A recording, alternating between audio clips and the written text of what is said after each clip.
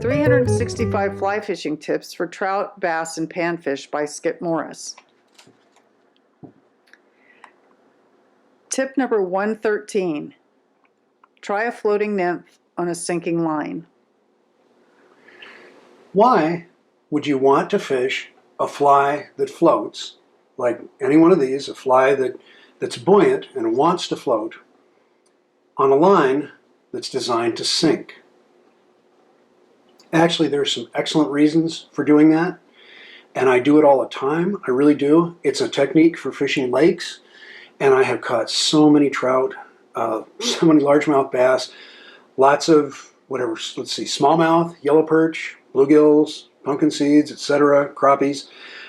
It's really a useful technique, and as I say, it's a real common part of my fishing. We're going to look at how it works, why it works, how to make it work, and we're going to first take a look at these flies that are typical of the sort that we use for this method.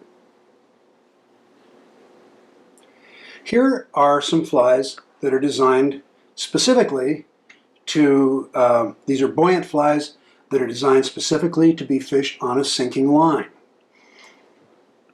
And as I said, they go back. This is the Gomphus, which is a Canadian pattern. And I don't know, it goes back, I'm sure, at least 3 decades, maybe another decade after that. It's designed to imitate a dragonfly nymph. It's tied out of flared, compressed deer hair, which is buoyant, very buoyant. So until this gets waterlogged, this thing floats really well. And then you have the European booby fly. I'll leave you to figure out why it's called that. This is the original, and it has this real fluffy tail, and then it has these 2 orbs, which are styrofoam carved into little balls, and then they're held within a patch of a woman's stocking. Then the more contemporary booby fly, which is fished a lot in the lakes around here. I live in Washington State, big lake fishing state. We use foam, and foam has really taken over for this kind of fly. Back in, I believe it was 1995, I wrote a book called The Art of Tying the Bass Fly, and in it was a fly that is also buoyant, meant to be fished on a sinking line, called the Hoverbug. This is the Hoverbug. That was tied commercially for a while. And then the one that I fish the most often, here are 2 sizes, but this is my one of my patterns, the Predator. It goes back quite a ways too. It's been through a lot of changes, but we actually have a video on how to tie this and other ways to fish it. So if you know, here's the link for that. But this is the one I fish the most often, the Predator. I fish it in the larger sizes for larger trout and for bass, both basses, and then for panfish especially, and for smaller trout, I will fish the small size. But these are all buoyant flies designed to be fished just off the bottom of a lake or reservoir.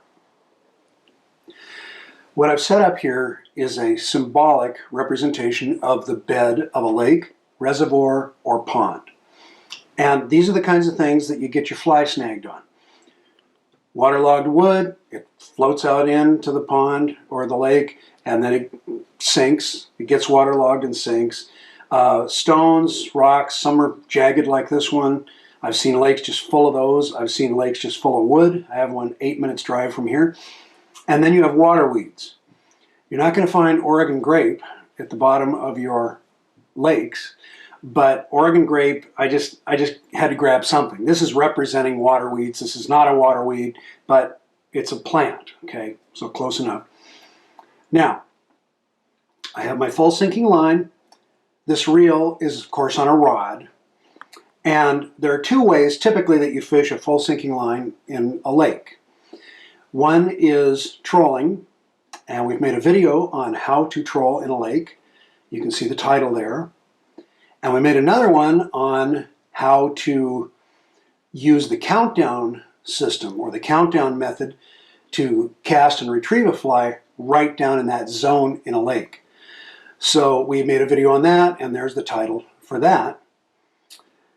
Fish, be they trout, smallmouth bass, largemouth, panfish, most of the food is down at the bottom of the lake. That's where it lives, and that's the safest place for the fish to be. So that's where they spend a lot of time. That's why we troll and use the countdown method, trying to get just within a foot or two of the bottom of the lake. Here's the problem. Even if we do that perfectly, and we keep that fly and line right down there just off the bottom, the lake is not even. This isn't a parking lot or a paved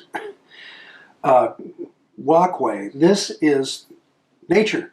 So the lake is going to go down, it's going to come up, and if you're in just the right place here, then over there, let's say, then when you get here, this has risen up and now your fly's in trouble. Let me show you what I mean.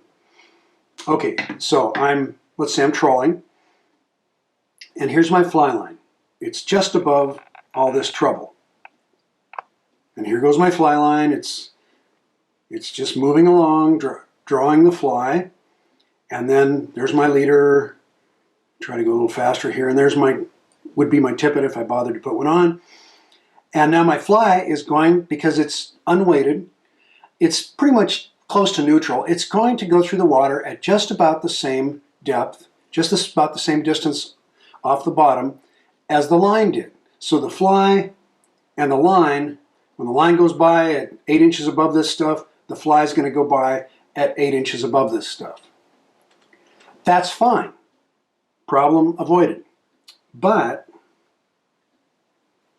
let's say our line does this. It hits the bottom.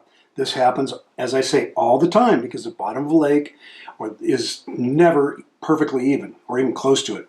So the line goes by dragging across this stuff, and then the leader, and then the fly comes in at the same height, the same depth, same distance from the bottom. And is it going to catch in the wood? Maybe. You might lose your fly. Or is it going to catch in the rock? Maybe, and you might lose your fly. If it hits the water plant, then depends on the water plant. You might lose your fly, but there's also a very good chance that your fly will catch, real high chance actually, in my experience, will take some of that water plant. Here, I'll grab some. Ow! Ow. Okay.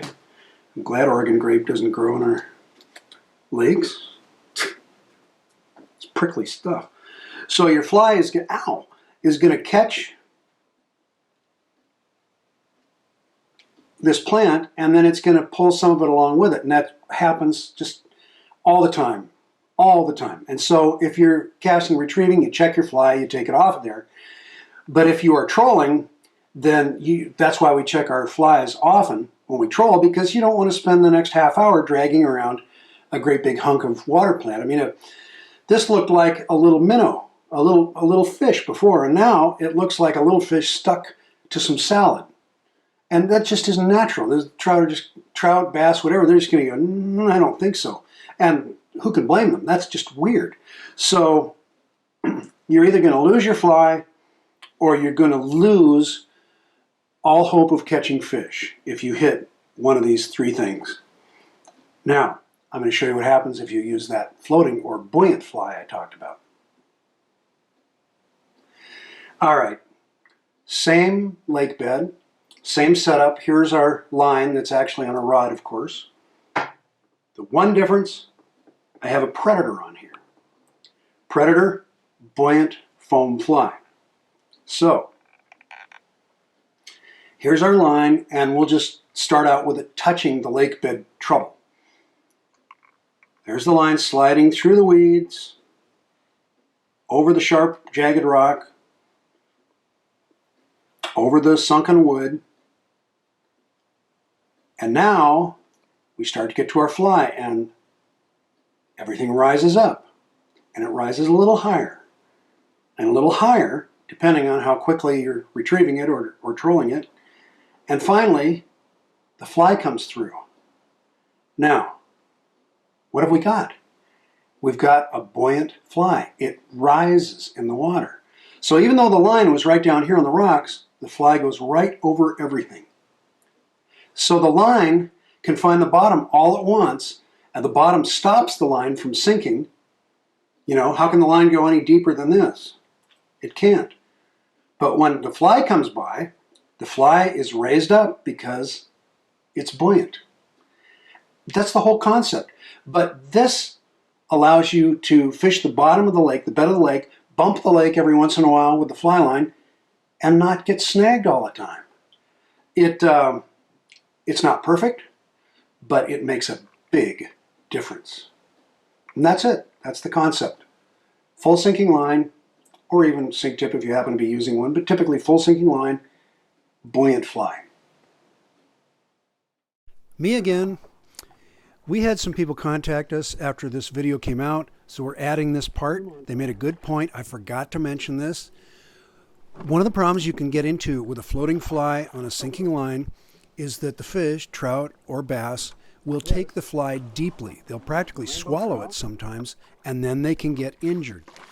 The way to keep them from swallowing it is to keep the fly moving. It doesn't have to be fast, but just keep it moving. And then, when the fish takes the fly, you will feel it soon enough that you can set the hook, and the fish can't take the fly too deep.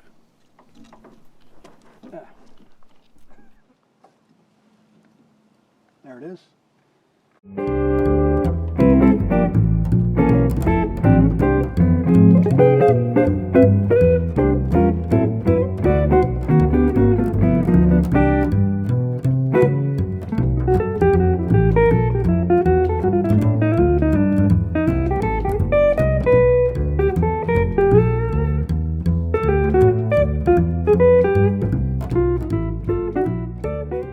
Predator is tied by the Solitude Fly Company and may be available from your local fly shop.